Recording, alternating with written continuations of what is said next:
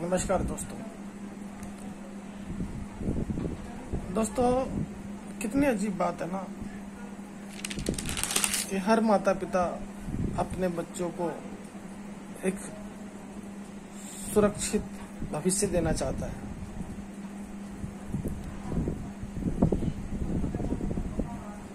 मैं अभी रात को करीब 12:30 बजे हैं और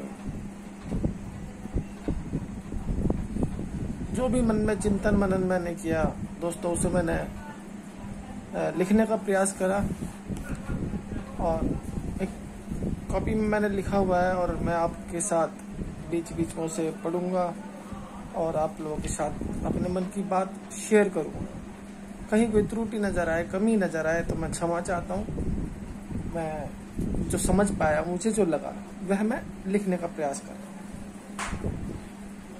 तो यहाँ पर मैं बात कर रहा था कि कितनी अजीब बात है ना, हर माता पिता अपने बच्चे का सुरक्षित भविष्य देखना चाहता है और वह अपना सारा जीवन बच्चों के लिए व्यवस्थाएं बनाने में लगा देते हैं दोनों माँ बाप, जिससे कि जो परेशानी अपने जीवन में उन्होंने उठाई उनके बच्चों को ना उठानी पड़े। लेकिन क्या ऐसा हो पाता है कि जो माता पिता अपने बच्चे का भविष्य सुरक्षित करना चाहते हैं,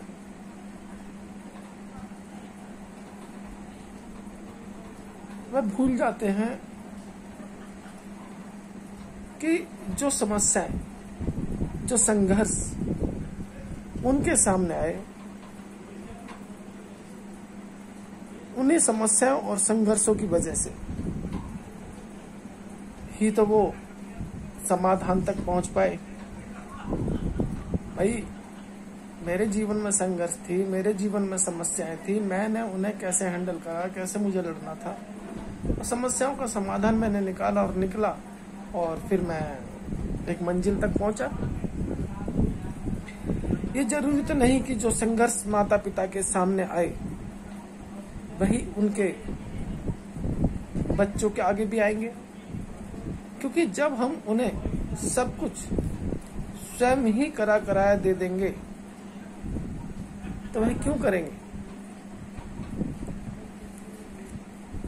एक कहावत है दोस्तों, हमारे संत महात्मा हमें समझाया करते हैं कि पूत कपूत तो क्यों धन संचय और पूत सपूत तो क्यों धन संचय। इसका अर्थ है कि यदि आपका पुत्र सपूत निकला तो वह स्वयं ही अपने मेहनत से, अपने संस्कारों से अपनी व्यवस्थाओं को खड़ा कर लेगा, अपनी व्यवस्थाएं बना लेगा जीवन में, अपने जीवन को सही दिशा में ले आएगा।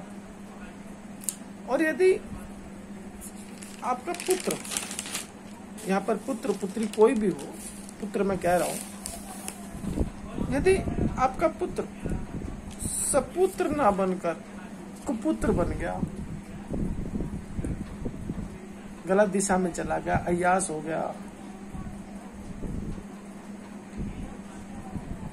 तो फिर पूत कपूत तो धन क्यों धन संचय और पूत सपूत तो क्यों धन संचय। अरे सपूत निकल गया तो स्वयं खड़ा कर लेगा और कपूत निकल गया तो तेरा बना बनाया सब मिट्टी में मिला देगा और उजाड़ देगा, है ना साहब। अब आज का जो भौतिक युग है, हम देख रहे हैं, अधिकतर यही देखने को मिलता है कि माता पिता स्वयं 30, 35, 40, 45 साल तक बीमारियों का घर बन जाते हैं, खूब कमाते हैं और खूब डॉक्टरों के पास उसी पैसे को देकर भी आते हैं। खूब पैसा होने के बाद भी वह दुख ही भोगते हैं। ऐसे लोग अपने बच्चों को दौलत तो दे जाते हैं, लेकिन ये भूल जाते हैं कि जब इस धन का हम ही सही तरीके से लाभ नहीं उठा पाए तो क्या जरूरी है कि हमारे बच्चे इसका लाभ उठा पाएंगे? और वो कहीं ना कहीं अपने बच्चों को संस्कार देना भूल जाते हैं, केवल धन देकर उनको कहीं ना कहीं अधूरा छोड़ देते हैं।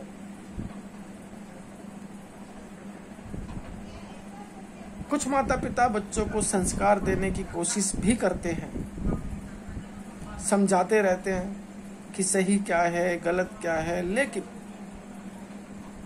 खुद आचरण के खुद जो वो समझाते हैं, आचरण उनका जो है उन बातों के बिल्कुल विपरीत होता है,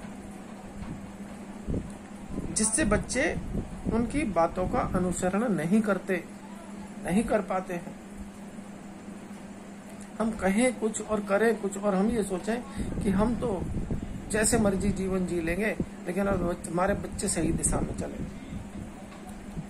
तो मैं समझता हूँ कि एक कहावत है कि जैसे संगत और वैसी रंगत।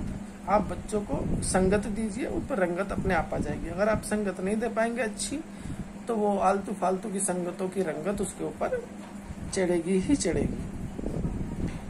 संत महात्मा कहा करते हैं कि 1000 शब्दों से ऊंची एक कर्म की आवाज होती है। दोस्तों, हम कितनी भी बातें कर लें, कितना भी कुछ कर लें, लेकिन कोई इतना खास हम समझा नहीं पाएंगे किसी को, लेकिन कोई हमें करता हुआ देखे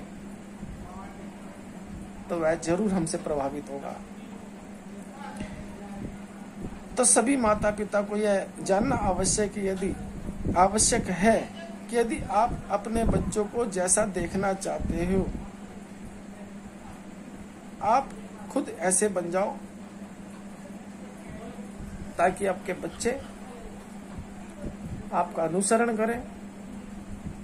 और यदि आप उस दिशा में नहीं चल पाते हो, नहीं चल सकते हो, तो अपने बच्चों को वह माहौल देने की कोशिश करें, उस माहौल में डाल दें।